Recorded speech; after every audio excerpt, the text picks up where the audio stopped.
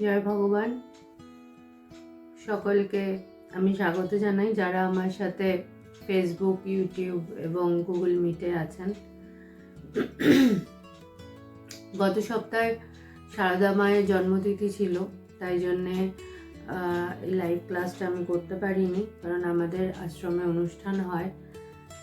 তো আজকে তারপরের থেকে বিবেক চূড়ামণিতে আমরা যেখানে আলোচনা করছিলাম, তারপরের থেকে আমরা এটাকে কন্টিনিউ করব। আশা করি ফেসবুকে যারা শুনছেন আমার কথা শোনা যাচ্ছে, কাইন্ডলি একটু কমেন্টে জানাবেন। আমরা গতদিন যে আলোচনা করছিলাম তার বিষয়বস্তু ছিল যে এক ব্রহ্মই আছে এবং আমরা বহির্জগতের থেকে যতটাই আমরা অন্তর্মুখীন হব, আমরা যত বোধ করার চেষ্টা করব, তো আমরা একটা জিনিসই বোধ করব যে সব কিছুর মধ্যেই সে এক ব্রহ্মই আছে, ব্রহ্মই নানা রূপে আছে। সুতরাং এই যে অভেদ আমাদের বোধ যেটা, সেটার থেকে এই যখন ঈশ্বর বোধ হয় তখন অভেদ বোধ নাশ হয়। তখন আমরা আর জগতে কোনো কিছুর মধ্যে অন্য কোনো বস্তুকে আমি তখন বুঝতে পারি না বা দেখতে পারি না। আমার ভেতরে তখন একটাই বোধ থাকে যে এক ব্রহ্মই তো আছে, আলাদা আর কোনো বস্তু কোথায়। তো তারপরের থেকে আমরা আজকে আলোচনা কন্টিনিউ করব। এখানে খুব সুন্দর উদাহরণস্বরূপ সবসময় বিবেক চূড়ামণিতে আমরা দেখেছি যে এখানে যাই আলোচনা করা হয় তার খুব সুন্দর এক উদাহরণ দিয়ে বোঝানো হয়, যাতে আমরা সাধারণ মানুষ আমরা বুঝতে পারি। তো এখানে খুব সুন্দর বলছে যে বন্ধন ও মুক্তি দুই অবিদ্যা হইতে উৎপন্ন অধ্যাস মাত্র। বলছে যে আমরা সচরাচর এই কথাটা বলেই থাকি যে আমরা সংসারী মানুষ, আমরা কি মুক্ত হতে পারবো? এই প্রশ্নটা সাধারণত আমাদের সবার ভেতরে থাকে যে সংসারের মধ্যে আসি, আমরা কি মুক্ত হতে পারবো? তো এই যে প্রশ্ন, এটার এক উত্তরটা এখানে খুব সুন্দরভাবে বলছে। প্রথমে বলছে এই যে বন্ধন, মানে মুক্তির প্রশ্ন তখনই আসে যখন আমরা এটা জানি যে আমি বদ্ধ, আমি সংসারে আমি আটকে আছি। তো তার মানে সেই মুক্তি চায় যে নিজেকে বদ্ধ মনে করছে। তো এখানে বলছে কি, উল্টো বলছে যে বন্ধন এবং মুক্তি দুটোই অধ্যাস মাত্র, আমার অজ্ঞানতা থেকে আসছে। মানে আমি কখনো বদ্ধ ছিলামই না, তো যে বদ্ধ নয় তাহলে তাকে আবার কি করে মুক্ত করব আমরা? তো এখানে খুব সুন্দরভাবে বলছে, আমরা যে বেদান্তে সচরাচর যে উদাহরণটা দিয়ে থাকি সবসময়, যে সাপ একটা রাস্তার মধ্যে দড়ি পড়ে আছে, দড়িটাকে আমি সাপ বোধ করে ভয় পাচ্ছি। তো এই যে দড়িটা, আসলে আমি দড়ি দেখছি না, দড়িটার বদলে আমি সাপ দেখছি, এটাই অধ্যাস। অর্থাৎ যে যা নেই আমি তাকে তাই দেখতে পাচ্ছি এবং আমি সেইটা দেখে ভয় পাচ্ছি। তাই জন্যে আমার ভিতরে নানা ক্রিয়া, নানা চিন্তা, নানা ভাবনা হচ্ছে এবং সেখান থেকে নানা রিয়াকশনের সৃষ্টি। তো এখানে কি বলছে যে আমার এই দুটোই হচ্ছে, মানে যে আমি যে দেখেছিলাম যে এটা আমি সাপ দেখছি, তার মানে কি হচ্ছে যে ওখানে দড়ি, সেটা আমি বুঝতে পারছি না, আমার বোধ হচ্ছে ওটা সাপ এবং সাপ বোধ হয়ে আমার ভয় লাগছে। তো সেখানে দড়িটার থেকে বলছে যে শুদ্ধ আত্মায় এই দুয়ের কোনোটাই নাই। যেমন রজ্জুর বিষয়ে অজ্ঞানবশত রজ্জুতে সর্পের অস্তিত্বের প্রতীতি, অর্থাৎ যে রজ্জুর মধ্যে আমি যে সাপটা দেখছি, আমার অজ্ঞানতার জন্যে আমার ভেতরে ভয়টা জাগলো যে এটা সাপ, চিন্তাটা এলো এটা সাপ, এবং কি অজ্ঞানতার জন্যে আবার আমি চাইছি এই সাপটাকে কেউ সরিয়ে দিই। যখন ওখানে সাপ নেই তখন সাপটা তো সরানোরও প্রশ্ন আসছে না, কিন্তু প্রথম আমার অজ্ঞানতার থেকে মনে হচ্ছে যে ওখানে একটা সাপ আছে, এবং দ্বিতীয়ত আমার মনে হচ্ছে যেহেতু সাপ আছে তাই সাপটাকে সরাতে হবে। ঠিক একইভাবে এই যে জগতে আমার প্রত্যেকটা আমার অজ্ঞানতার দরুন আমি যে জগৎটা দেখে আমি ভয় পাই বা আমার কষ্ট, আমার দুঃখ, নানা যে আমার ভেতরে প্রতিক্রিয়া হতে থাকে, তো কিসের জন্যে হয়? যে আমি যা দেখে আমার মনের মধ্যে প্রতিক্রিয়াটা হচ্ছে, যা দেখে আমি ভয় পাচ্ছি, আসলে সেটা নেই। আমার মনে হচ্ছে, সুলেখাদি যদি আমার আওয়াজ শোনা যায় একটু কমেন্টে লিখো যে শোনা যাচ্ছে কিনা, তোমরা শুনতে পাচ্ছ কিনা। তো আমি যেখানে ছিলাম, যে আমার ভেতরে আমি যেটা দেখে আমার মনে হচ্ছে যে আমি এই মানুষটাকে দেখে আমার ভয় লাগছে, বা এই মানুষটা কে দেখে আমার মনের মধ্যে হিংসার উদ্রেক হচ্ছে। না, গুগল মিটে আমি জানি, ফেসবুকে কি শোনা যাচ্ছে? এটা একটু কাইন্ডলি যদি বলো তাহলে। আচ্ছা, তো সেটাই হচ্ছে যে আমি যখন নিজেকে ভাবছি যে আমি এটা আচ্ছা, আমি আমি মানে আমি একটা লোককে দেখছি এবং সেই লোকটাকে দেখে আমার ভেতরে মানে একটা ক্রিয়া হচ্ছে, ধরো হিংসা হচ্ছে, তো ওই যে লোকটাকে দেখে আমার ভেতরে হিংসা হচ্ছে, বা আমার কোনো লোককে দেখে ভয় লাগছে, এরকম যখন এই যে রিয়াকশনগুলো হয় অন্য কাউকে দেখে, তো আমি ওই মানুষটাকে অন্য কেউ মনে করছি, তাই জন্যে তো আমার ভেতরে এই প্রতিক্রিয়া হচ্ছে। আমি যদি আমার সামনের মানুষটাকে ওই যে তার অ্যাপিয়ারেন্স, তার আইডেন্টিটি, তার নাম, তার রূপ, তার মানে সমস্ত যে তার বহির্জগতের যে আবরণ, সেইটা দেখে আমি নিজে একটা আইডেন্টিটি মানে আমার মনের মধ্যে একটা চিন্তার ছাপ আসছে যে উনি অমুক, এবং উনি যেই আমি বুঝলাম, আমার মনে বলল যে ও ভালো না, ও আমাকে মানে আমার ক্ষতি করতে পারে। তো যেই আমার ওই বাইরের তার রূপটা আমার মনের মধ্যে ছাপ ফেললো, তখনই কিন্তু আমি ভেতরে আমার ওই রং রূপের প্রতিক্রিয়াতে আমার মনের মধ্যে কিন্তু চিন্তাগুলো ওঠা শুরু হলো, কি যে আমি ওকে দেখে ভয় পাচ্ছি, বা ও আমার ক্ষতি করবে, বা ও কেন ওর পাশে আছে। মানে আমার যখনই ওই মানুষটাকে দেখে আমি ওর চিন্তা ভাবনাগুলো আমার মনের মধ্যে হলো, তখনই কিন্তু একটার পর একটা ওকে দেখে আমার চিন্তাগুলো উঠতে শুরু হলো। কিন্তু আমি যদি ভেতরে এটা বোধ থাকতো যে আমি সেই ব্রহ্ম, আমি এটাই বোধ করছি আমি ব্রহ্ম, তখন কিন্তু আমি সামনের মানুষ বা যে কোনো ব্যক্তি বা বস্তুকে আমি ব্রহ্মই বোধ করতাম। আমি কিন্তু তখন সামনের মানুষটাকে কোনো এই বাবু বা ওই বা সেই কোনো কারুর নাম, আইডেন্টি কিছু দেখতামই না।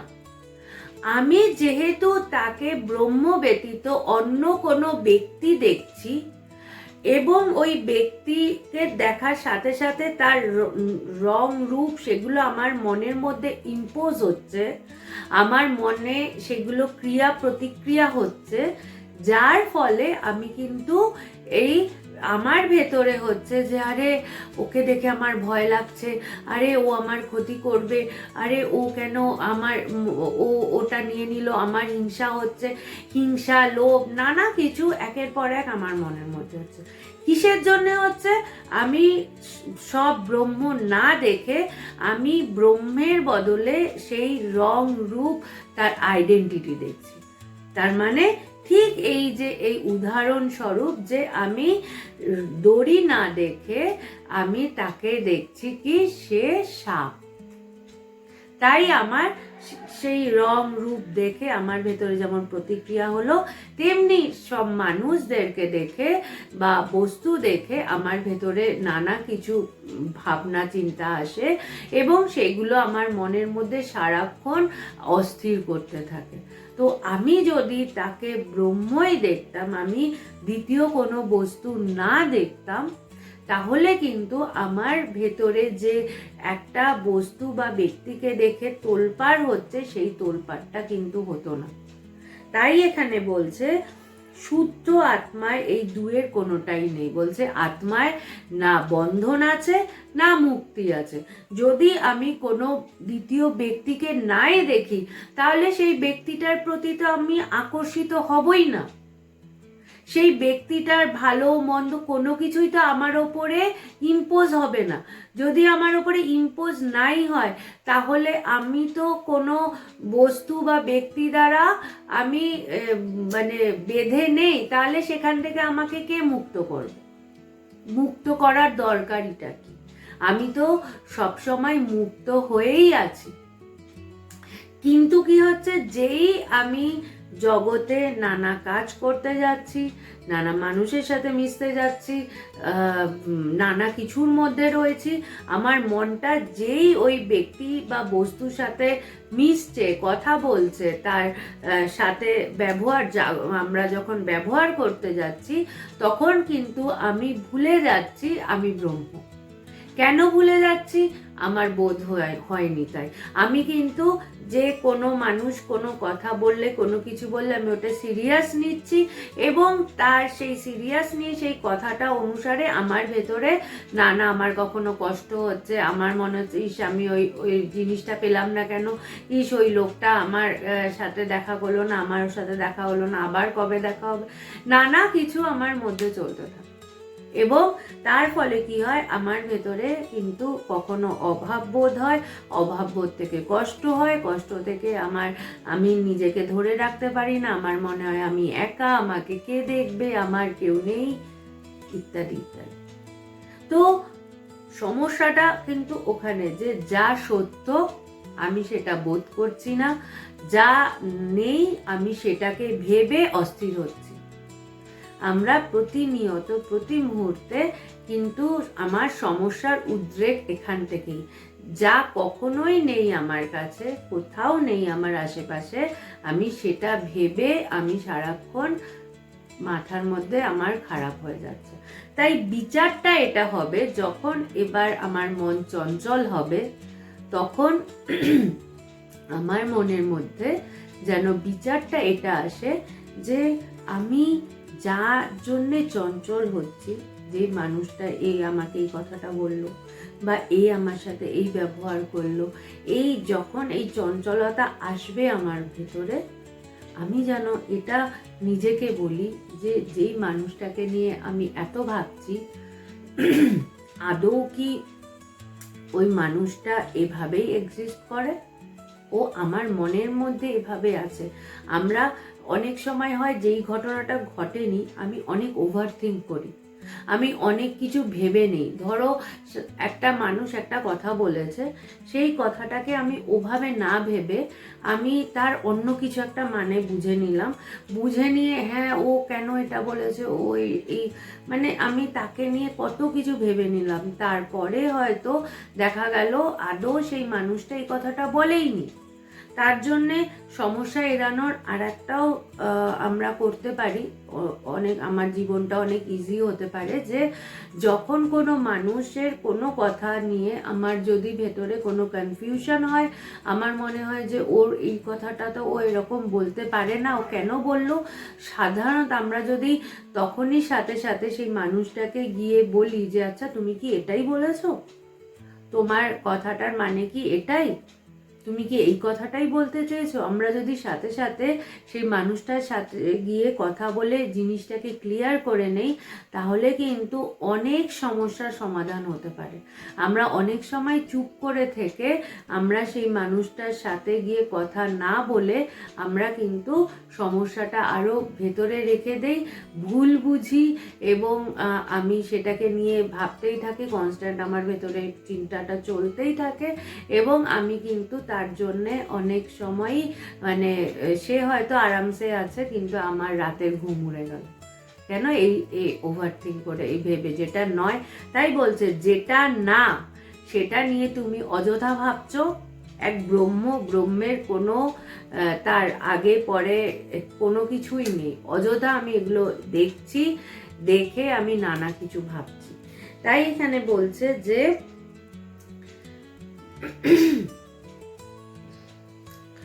সেই প্রকার শুদ্ধ আত্মার বন্ধন ও মুক্তির প্রতীতি হয়। কোনো অজ্ঞ ব্যক্তির রজ্জুতে সর্পবোধ যখন থাকে বা যখন সর্পবোধ চলিয়া যায়, উভয় অবস্থায় রজ্জুর কোনো পরিবর্তন হয় না। কি সুন্দর কথা বলছে। একটা দড়ি, সেই দড়িটা দেখে কারুর মনের মধ্যে সে সাপ বুঝলো, তাতেও দড়িটার কিছু এসে যায় না। আবার সে আলো যখন পড়লো, সে তার মনের মধ্যে ক্লিয়ার হলো যে এটা সাপ না, এটা দড়ি ছিল, তখনও দড়িটার কিছু এসে যায় না। তার মানে যে দড়িটা সবসময় দড়িই ছিল। আমি কোনো এক্সট্রা কিছু ভেবে নিলাম, এটা আমার সমস্যা, আমার মনের সমস্যা। দড়িটার কিন্তু এসে যায় না। দড়িটা এসে কিন্তু কখনোই তোমাকে এসে বোঝাতে যাবে না, দেখো এটা আমি সাপ না, আমি দড়ি। তুমি দড়িটাকে দড়ি ভাবলেও দড়ির কিছু এসে যায় না, তুমি দড়িটাকে সাপ ভাবলেও তার কিছু এসে যায় না। ঠিক একইভাবে আমার ভেতরে আমি সেই ব্রহ্ম, আমি সেই ঈশ্বর। এখন তুমি নিজেকে ঈশ্বর বা ব্রহ্ম বোধ না করে তুমি নিজেকে বোধ করছো আমি তেজময়ী মা, আমি সঞ্জয়, আমি এই, আমি সেই, আমি তাই। আমি নানা কিছু ভাবতে থাকছি নিজেকে। আমি স্কুল টিচার, আমার অনেক রেপুটেশন আছে, ও আমাকে ঠিক ডেজিগনেশন দিল না, ও আমাকে যথার্থ সম্মান দিল না, আমি এই ডিগ্রি আছে, এটা কেন মানে আমি এই যে নিজের এই অলীক চিন্তা, নিজেকে আমি একটা কিছু ভাবছি, আমার ডেজিগনেশন নিয়ে আমার অহংকার, আমার এই রূপ নিয়ে আমার অহংকার, আমি খুব সুন্দর দেখতে, আমি খুব এই, আমি খুব সেই, এই যে আমার অহংকার, আদৌ তাতে ব্রহ্মের কিচ্ছু এসে যায় না। তুমি নিজেকে ব্রহ্ম না ভেবে যে তুমি নিজেকে মনুষ্য দেহ ভাবছো, তুমি নিজের এই অস্তিত্বের মধ্যে মাথা খারাপ করে নিজেকে রাখছো, তাতে ব্রহ্মের কিছু এসে যাচ্ছে না। লসটা আমার। আমি নিজেই সময় নষ্ট করছি। আমি নিজেকে ব্রহ্ম না বোধ করে আমি নিজেকে একটা নতুন কিছু ভেবে সারাক্ষণ সেটা নিয়ে অস্থির হয়ে পড়ছি, এবং সেটা অস্তিত্বটা বজায় রাখার জন্য সারাদিন আমি নানা কিছু করে চলেছি, সেটাতে ব্রহ্মের কিচ্ছু এসে যায় না।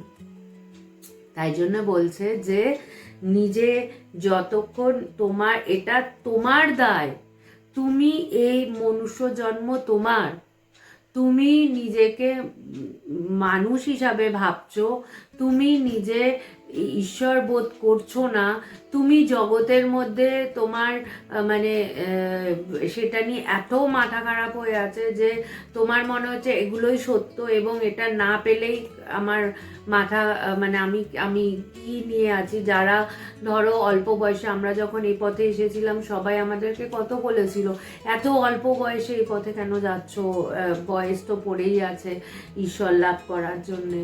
তো তারা ভাবছে যে অনেক কিছু ছুটে গেল, যে না, বরঞ্চ আমি ঠিক বয়সে এই পথে এসেছি। কেন? বুড়ো বয়সে গিয়ে আমি আরোই কিছু করতে পারতাম না। আমি বিষয় নিয়ে এমনভাবে জর্জরিত হয়ে পড়তাম যে আমার তখন ওটাই মনে হতো যে বিষয়গুলোই সুন্দর, বিষয়গুলোই সত্য, এবং আমার মনে হতো আমি ঠিক আছি। যে ওই সাপ দড়ি না দেখে সে সাপ দেখছে, তার কখনোই মনে হয় না যে আমি মানে আমি ভুল, আমি সাপ এটা সাপ না। তার মনেই হবে না না এটা সাপ, যতই তোমায় বোঝাও না না এটা, যতক্ষণ না সে ওটা কেউ এসে তাকে আলো দিয়ে দেখাচ্ছে, দেখো এটা কখনোই সাপ ছিল না, এটা সবসময় দড়ি ছিল। গুরু এই কাজটা করে। এই জন্যে গুরুর প্রতি আমাদের ভালোবাসা তীব্র হয়। কেন? গুরু চোখে আঙ্গুল দিয়ে গুরু বোধ করিয়ে দেয় যে দেখো তুমি ব্রহ্ম, তুমি কখনোই এই মানুষ, এই আইডেন্টিটিটা তোমার সত্য নয়। তুমি হয়ে আছো, তুমি সেজে বসে আছো, এটা তোমার অ্যাকচুয়াল আইডেন্টিটি না। তুমি সাজছো এইভাবে, আসল আইডেন্টিটি তুমি ব্রহ্ম। তাই বলছে জীবের অজ্ঞান আবরণ যতকাল বর্তমান থাকে ততকাল তাহার বন্ধন থাকে। বলছে যে এই কত সময় আমার এই অজ্ঞানতা থাকবে, বলছে অজ্ঞান আবরণ, যে আমি, আমার চোখের সামনে একটা আবরণ রয়েছে, যে আমি এই দেহ, আমার এই মন সত্য, আমার এই নাম, আমার এটা আমার জায়গা, এটা আমার বাড়ি, এটা আমার পরিবার, এটা আমার নিজের জন। আমি এক একটা করে বাড়তেই থাকে, কনস্ট্যান্ট বাড়তেই থাকে, এবং আমি এটা নিয়েই খুশি। আমার এই ছোট্ট একটা আইডেন্টিটি, ওটার মধ্যেই আমি খুশি, বাস আমার এটাই লাগে বাবা, এইগুলোই আমার কাছে থাকুক, আমি এটাকেই আঁকড়ে ধরে বেঁচে থাকি। আরে এর অনেক কিছু আছে পৃথিবীতে, চোখটা একটু মেলে দেখো, বাইরে একটু তাকাও, অনেক কিছু আছে পৃথিবীতে। এই শুধু একটা ছোট্ট বাড়ি, তার মধ্যে 5টা মানুষ, সেটা নিয়ে আমরা চলছি লড়াই করছি, সেগুলো নিয়ে চলছে। বলছে যে না, কি এই আবরণটা সরাও। এবং কি বলছে, আবরণ অবস্ফীত হইলে মুখ্য, বলছে এই আবরণটা যখন সরে যাবে তখনই তুমি মুক্ত। তুমি মুক্ত ছিলেই, তুমি যে নিজেকে বদ্ধ মনে করছো, এটাই তোমার আবরণ, যে তোমার অজ্ঞানতা, যে আমি বদ্ধ। ওই আমি এটা গল্পটা আগেও তোমাদেরকে বলেছিলাম, ভগবানের থেকেই শুনেছিলাম গাধার গল্প, যে গাধাকে আটকানো হচ্ছে, সে কখনোই তাকে আটকানো হয়নি, তাকে তার সামনে দড়িটা এইভাবে ঘোরানো হয়েছিল, তার মনে হয়েছিল দড়িটা দিয়ে আটকানো হয়েছে, হাতটাকে এরমভাবে ঘুরিয়েছিল, মনে হচ্ছে আটকেছে।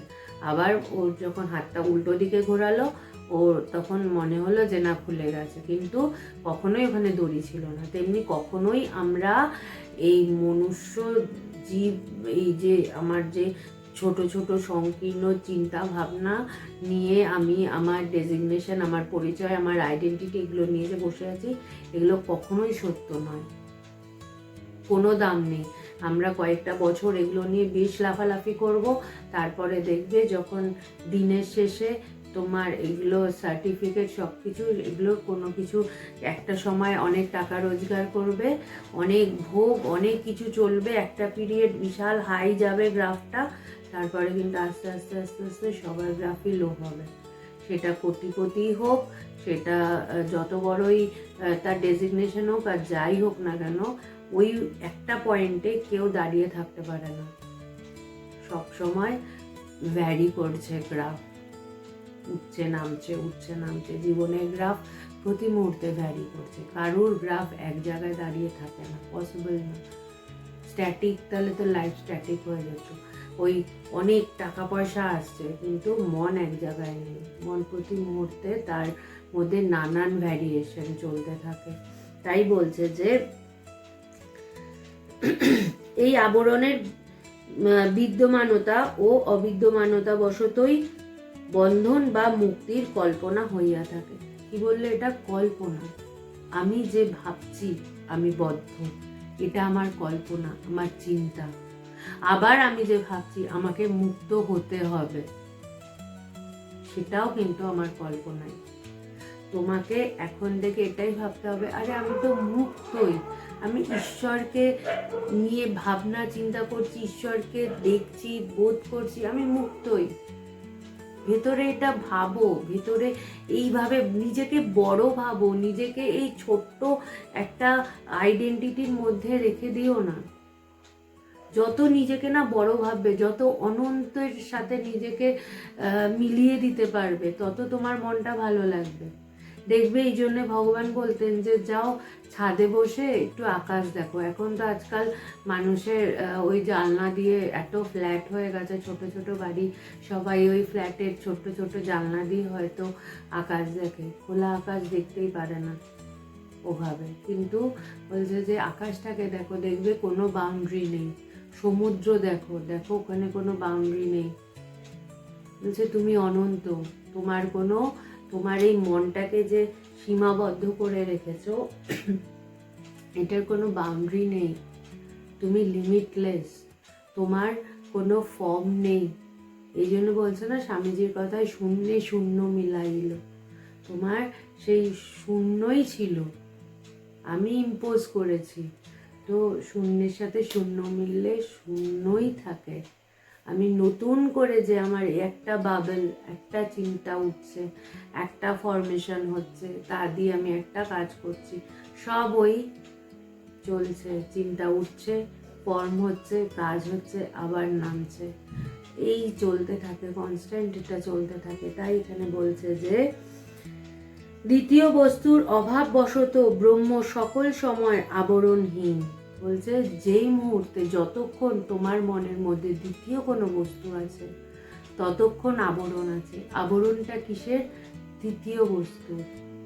তোমার যেই মনের মধ্যে যে বিষয়গুলো তোমার মনের মধ্যে ঘর বেঁধেছে, বাসা বেঁধেছে, সেই দ্বিতীয় বস্তুর নানা রূপ, নানা রং ভেতরে চাপতে থাকে। সেই যখন তোমার মনের মধ্যে আর কেউ থাকবে না, কোনো বস্তু, কোনো কিছুর চিন্তা ভাবনা থাকবে না, তখন কিন্তু তুমি ভেতরে আলাদা করে যখন আর কাউকে দেখবে না, তখন একটাই বোধ হবে, হ্যাঁ আমি সেই ব্রহ্ম। আমি যতক্ষণ আরেকজন কাউকে দেখছি, আরেকজন কাউকে বোধ করছি, আর ও এই মানুষটা, আচ্ছা ও মা, ও বাবা, ও ছেলে, ও মেয়ে, ও স্বামী, ও স্ত্রী, এরকম নানা কিছু আমি দেখতে থাকছি, ততক্ষণ আচ্ছা আমি ওর থেকে কি করে, স্বামীর থেকে আমি কি করে দূরে যাব, ছেলের থেকে কি করে দূরে যাব, ওকে আমি দেখতে পাচ্ছি না, এই শুরু হলো। যেই আমি আলাদা আর একজন কাউকে দেখলাম, অমনি শুরু হয়ে গেল মনের মধ্যে অভাববোধ। দুই থেকেই অভাববোধের সৃষ্টি। আমি যদি প্রতি মুহূর্তে সবার মধ্যে সেই এক ব্রহ্মকেই দেখি, সেখানে দুইও নেই, সেখানে বিচ্ছেদও নেই, সেখানে অভাববোধও নেই। তাই এখানে বলছে যে যেই দ্বিতীয় বস্তু থাকা মানেই আবরণ, ওটাই আবরণ ভেতরে। যে আমি নিজেকে, আমি ব্রহ্ম না দেখে আমি দেখছি কি ও হচ্ছে এই, ও হচ্ছে সেই, ও হচ্ছে ছেলে, ও হচ্ছে মেয়ে, ও হচ্ছে এই জমিদার, ও হচ্ছে এই কাউন্সিলর, এই সেই, দেখতে পাচ্ছি। তাই বলছে যে দ্বিতীয় বস্তুর অস্তিত্ব স্বীকার করিলে অদ্বৈত তত্ত্ব প্রমাণিত হইয়া যায়। বলছে যে তুমি যতক্ষণ তুমি দ্বিতীয় বস্তুকে যখন স্বীকার করছো না, যখন তুমি দেখছো এক ব্রহ্মই আছে, সেটাই হচ্ছে অদ্বৈত, যেখানে দুই নেই। তাই এই বেদান্তকে কেন বলছে অদ্বৈত বেদান্ত? বলছে বেদান্তে দ্বিতীয় কোনো বস্তুর স্বীকার কেউ করে না। কেন?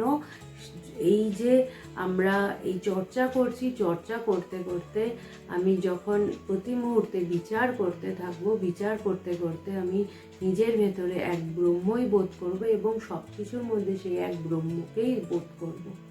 আমি আর আলাদা করে দ্বিতীয় কোনো বস্তু অস্তিত্ব আমার থাকবে না। কেন?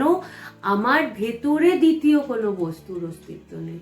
যতক্ষণ আমার ভেতরে কোনো অন্য কারোর অস্তিত্ব থাকবে, আমি সামনেও সবাইকে স্পেসিফিক্যালি সেই মানুষগুলোকে দেখতে পাবো, বুঝতে পারবো, এবং তাদের নানা রিয়াকশনগুলো আমার মধ্যেও রিয়াক্ট হবে। সামনের মানুষটা দুঃখ পেলে আমি কাঁদবো, কেন? তার সাথে আমি কানেক্টেড। ও হাসলে আমি হাসবো। তাহলে সামনের কোনো মানুষ আমার জীবনটাকে নিয়ন্ত্রণ করছে, এটা তো ঠিক না। আমি কেন অন্য কাউকে দ্বারা নিয়ন্ত্রিত হব? তাই জন্য বলছে যে আমি যখন সত্যটাকে জানতে পারবো তখন কিন্তু আমি আর কারুর দ্বারা নিয়ন্ত্রিত হব না। তখন কিন্তু আমি জানবো আমি সেই অনন্ত স্বরূপ, আমি সেই সত্য স্বরূপ, আমি সেই আনন্দ স্বরূপ, আমি সেই ব্রহ্ম।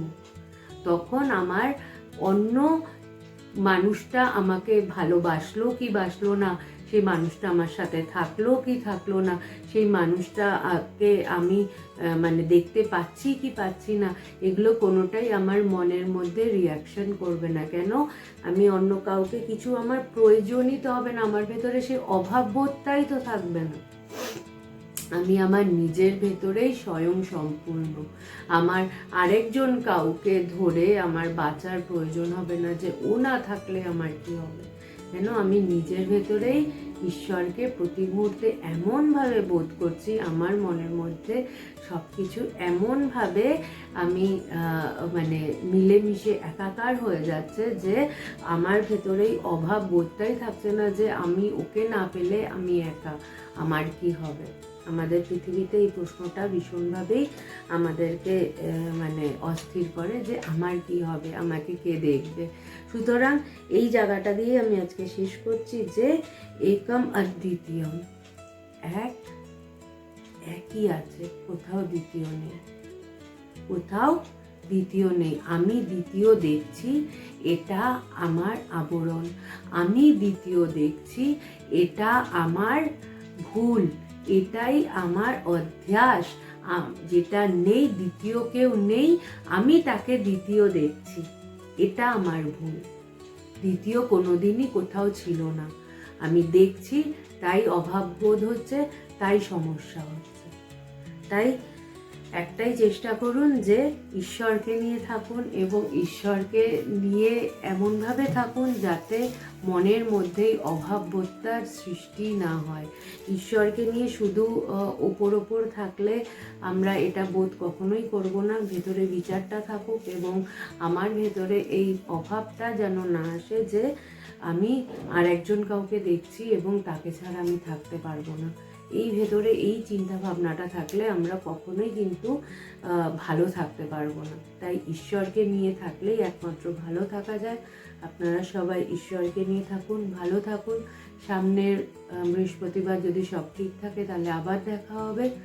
জয় ভগবান।